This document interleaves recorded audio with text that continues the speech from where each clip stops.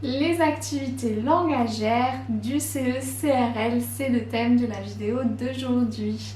Bonjour, bienvenue sur Éducation Voyageuse. Si vous n'êtes pas encore abonné à ma chaîne, je vous invite à le faire. Vous pouvez aussi activer la cloche pour recevoir les notifications des vidéos que je publie. Vous pouvez aussi bien sûr me suivre sur Instagram. Alors aujourd'hui, on va parler des activités langagières présentes dans le CE-CRL et définies dans celui-ci. Vous avez tous entendu parler à un moment, peut-être dans votre scolarité ou dans votre parcours enseignant, de production orale, de compréhension écrite. Donc c'est un peu de ça dont il s'agit, mais on va on va aller plus en profondeur sur ce sujet. Je vais vous faire une petite citation pour vous définir ce qu'est qu'une activité langagière. Donc là, les citations pour définir les activités langagières sont présentes dans le texte intégral du CE-CRL de 2001.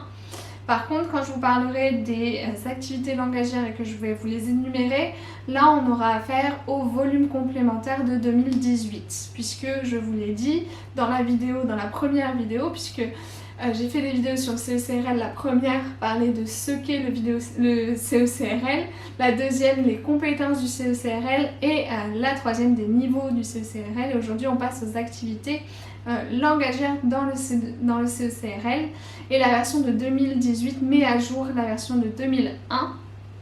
Donc c'est pour ça qu'on aura tout à l'heure le volume complémentaire. Mais là on peut se fier à la définition qui est toujours la même et présente dans le texte intégral initial de 2001. Donc page 15, il est dit que les activités langagières impliquent l'exercice de la compétence à communiquer langagièrement. Donc ça on l'a vu dans la vidéo 2, dans un domaine déterminé pour traiter un ou des textes en vue de réaliser une tâche. Ok. Ensuite, page 18, la compétence à communiquer langagièrement du sujet apprenant et communicant est mise en œuvre dans la réalisation d'activités langagières pouvant relever de la réception, de la production, de l'interaction et de la médiation. Chacun de ces modes d'activité étant susceptible de s'accomplir soit à l'oral, soit à l'écrit, soit les deux, à l'oral et à l'écrit.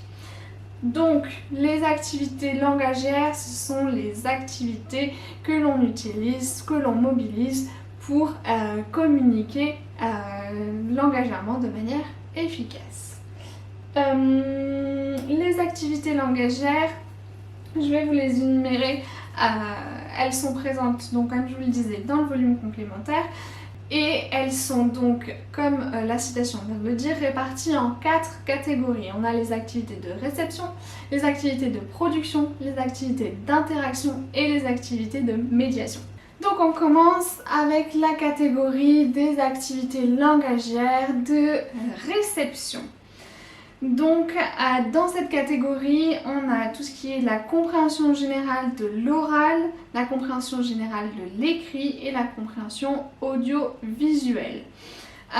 Bien entendu, ces 3 activités sont définies pour chaque niveau dans le volume complémentaire du CE-CRL. Je vous invite à aller le lire. Ça vous aidera beaucoup si vous avez des activités à préparer pour vos cours. Je ne vais pas les lister ici parce que c'est quand même très long. Donc en fonction de votre niveau, allez voir et essayez de voir à quoi correspondent ces activités pour chaque niveau et les adapter dans vos cours.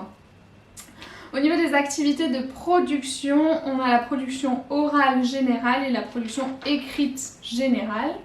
Pour les activités d'interaction, donc l'interaction est définie comme comprenant 2 partenaires ou plus qui co-construisent le discours.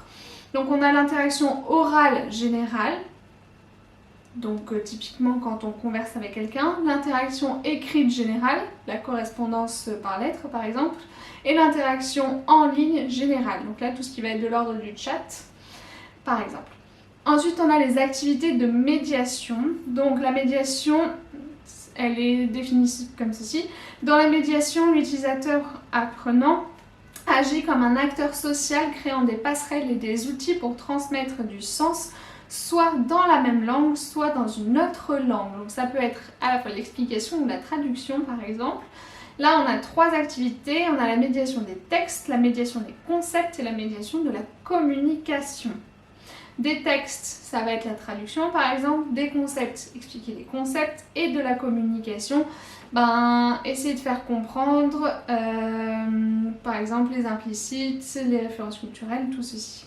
Voilà, donc les activités langagères dans l'apprentissage des langues, le but de l'enseignant, ça va être de mettre en place des activités langagères, donc adaptées au niveau et aux compétences à développer en fonction bien sûr des besoins des apprenants. Voilà, c'est la fin de notre playlist sur le CECRL, donc c'est la 4e et dernière vidéo.